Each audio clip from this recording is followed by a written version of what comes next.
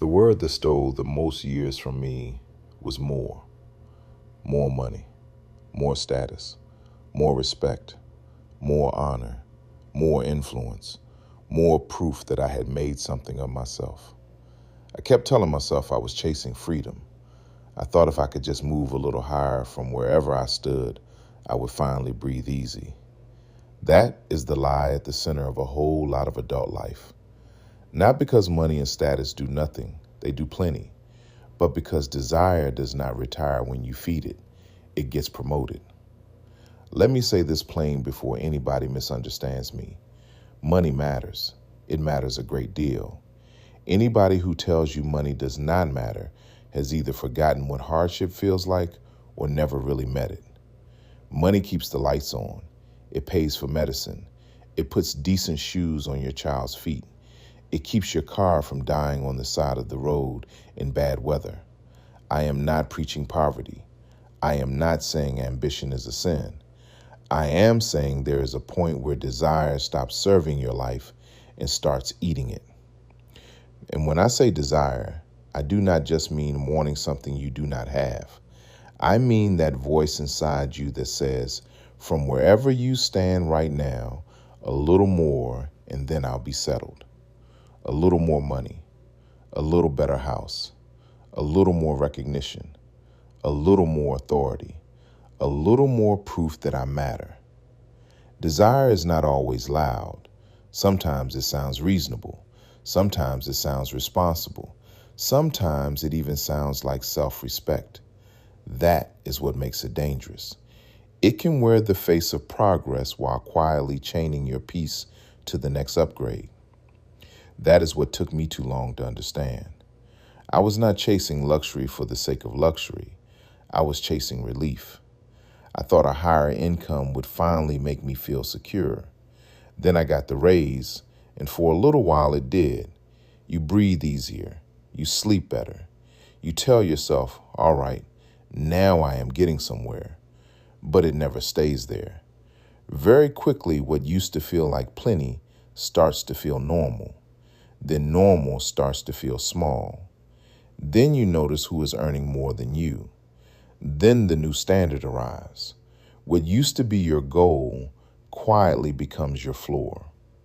The same thing happened with the house. I thought a better house would make me feel like I had arrived. A bigger kitchen, a quieter street, a patch of yard out front, the kind of place that looks successful from the curb.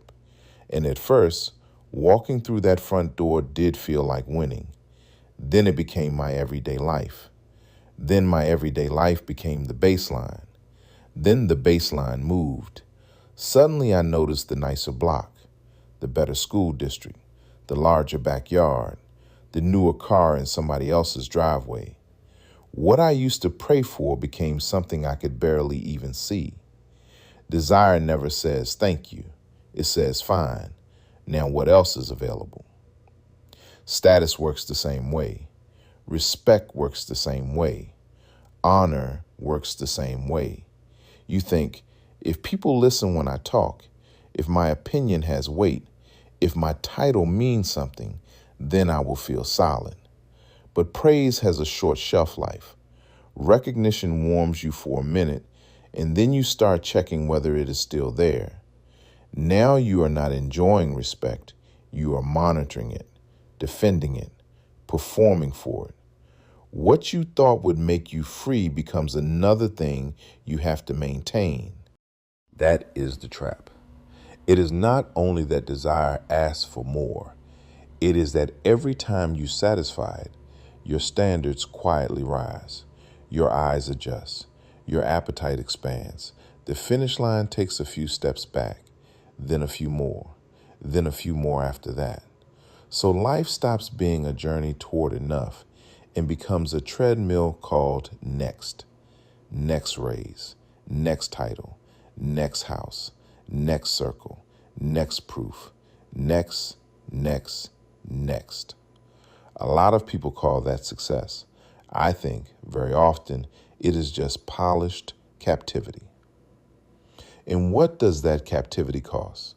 Time, attention, presence, your ability to sit still, your ability to enjoy what is already in your hands. I have watched people spend whole decades climbing toward a horizon that kept moving every time they got close. They were not starving. They were not in crisis. They were not solving real emergencies anymore. They were just stuck in a more expensive version of hunger. Every gain opened the door to a new dissatisfaction. Every achievement introduced a new comparison. They were not enjoying their lives. They were managing escalation. I have known people with far more money than I ever had who could not sit quietly for 10 peaceful minutes. They had the house, the memberships, the accounts, the polished reputation, the good seats, the handshakes, and still they were restless, still comparing, still measuring, still wondering who had moved ahead of them. Comfort, yes. Peace, no. And peace is much closer to freedom than comfort will ever be. That is why I no longer believe freedom comes from having more than everybody else. If your peace depends on the size of your house, the number in your account, the title on your business card, the respect in the room, or the admiration in somebody else's eyes, then your peace is rented. And rented peace is never secure.